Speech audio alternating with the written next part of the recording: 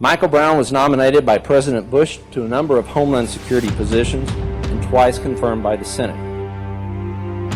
Earlier this evening, I spoke with Mike Brown, the director of the Federal Emergency Management Agency. He's coordinating disaster relief of a dozen federal agencies and the American Red Cross. All right, former FEMA Director Michael Brown, thank you so much for joining us.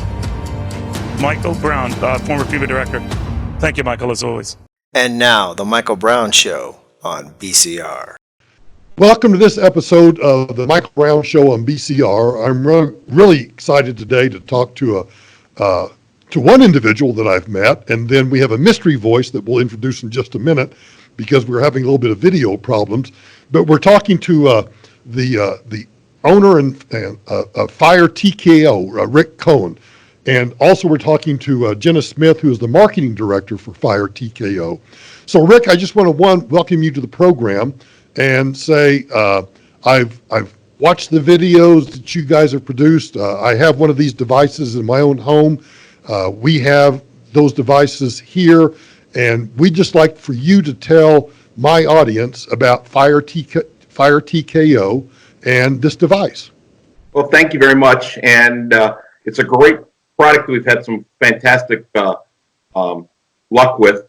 My background of 30 years plus in the fire and police service, I've been to many calls where there's nothing we can do. With this device now, it truly makes the first responder the first responder. It's the DFib of the fire service. What it's allowing us to do is to start suppressing the fire minutes before the fire department can get there, and we're not removing the oxygen. We're letting off an aerosol, and we're starting to suppress the fire in a very short period of time.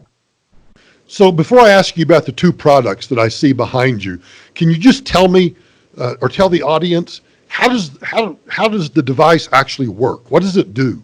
So when you have the device, there's two pins on the manual deployed unit. You pull the pins. 8 seconds after you pull the pin, the aerosol will start coming out of the product. The product will fill up the room volumetrically. Once the room is filled up volumetrically, what we do is we break the fire tetrahedron, where it's the fire triangle from the fire service, where you need heat, fuel, and oxygen. What we do is we break the chemical reaction between the heat molecules and the oxygen molecules, taking away the chemical reaction of fire. So we drop the temperature without removing the oxygen. So the oxygen stays in the room, but the heat goes down. So does it literally just kind of suck the fire out of the room? Yes, what it does is it breaks the chemical reaction of fire, so it sucks it out by taking away the heat from the fire triangle.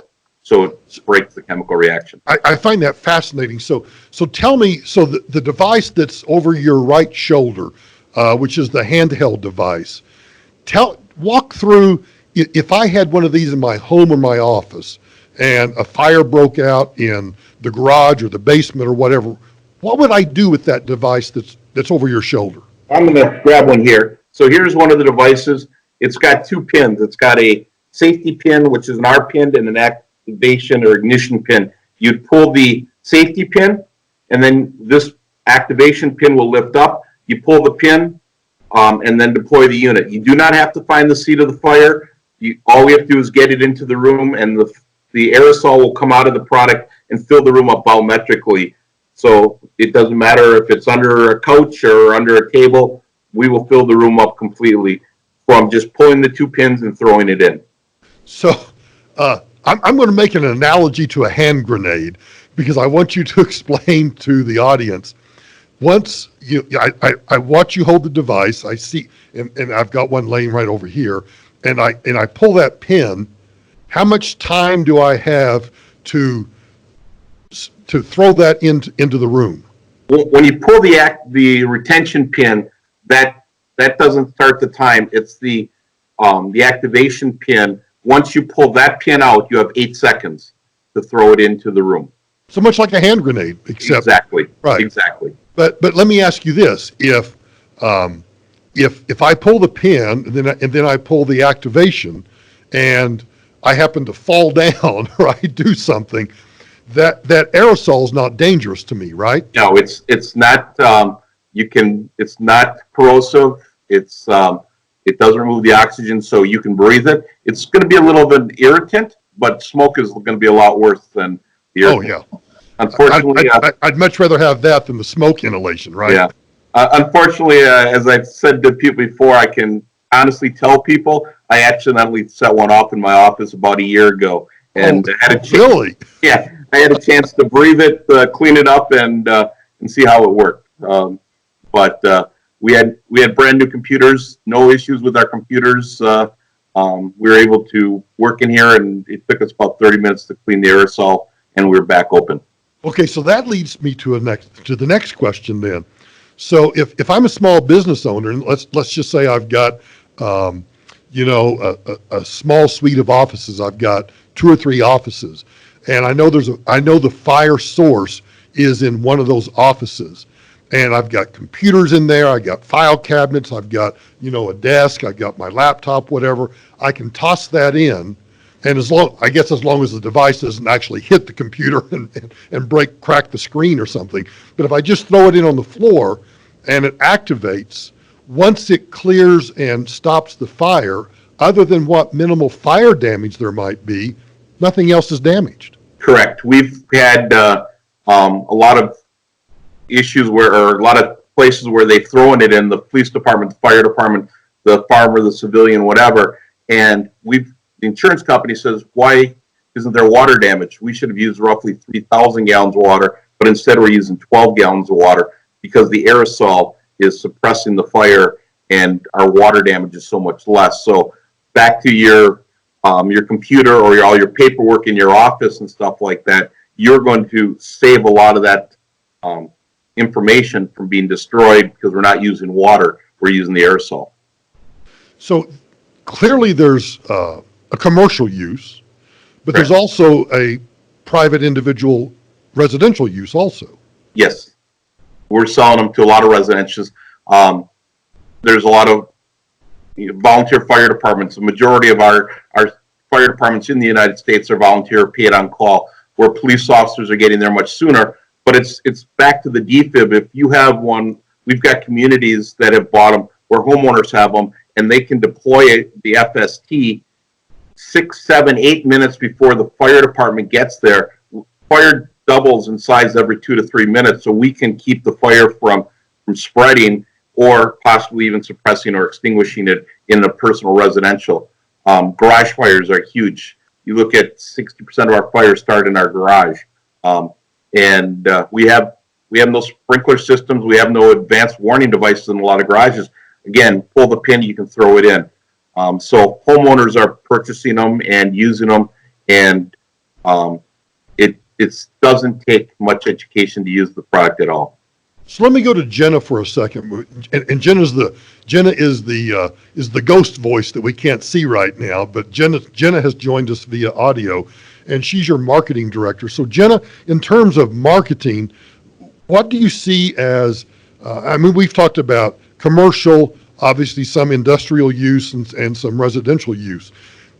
How are you going about getting the word out about this particular product? Thanks, Michael. There's a couple of things that we take into account. First of all, the technology of this FireTKO FST or fire suppression tool has been growing just so much, not only from a scientific standpoint, but also from an application standpoint. And Rick can point out to you that not only do you have the pull a pin and throw it in, something that an individual could do quite easily, but if you are, for example, if you want your garage to be monitored 24/7, we now have a product that does that for you.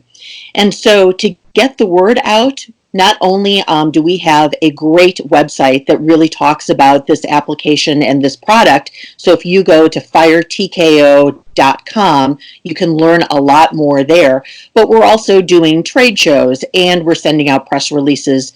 But word of mouth has been so great lately, just because these units, this FST has been working so great and so well. FireTKO.com. That's a great website. So everybody be sure and check out FireTKO.com. So let's go back to you for a minute, Rick. So that you have another device over your, let me make sure this is right, over your left shoulder that is a wall, looks to me to be the wall-mounted unit.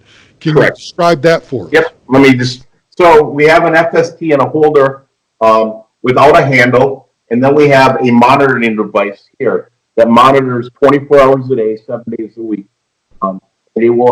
It sees a rise of the temperature of 40 degrees in a 60-second span. It will activate the unit hanging on the wall.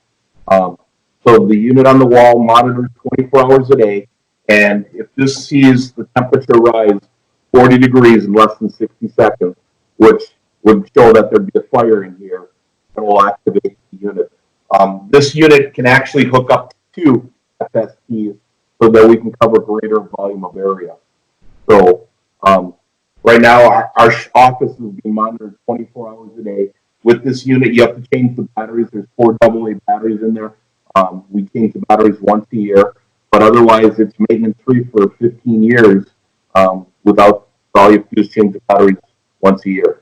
Yeah, and Michael, so now you can just think of the applications. Imagine if there was a fire in a dorm room, a senior citizen center, a hospital room, a truck trailer, a boat, your garage. This FireTKO FST will work on all of them. As a matter of fact, Rick and I were talking earlier about Holy Hill, a beautiful church in Wisconsin that's using them, and putting in a FireTKO FST system has been even cheaper than doing a sprinkler system.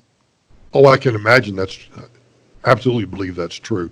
I'm thinking, as I hear you talk about it, I think about a vacation home or a second home where you're not there all the time.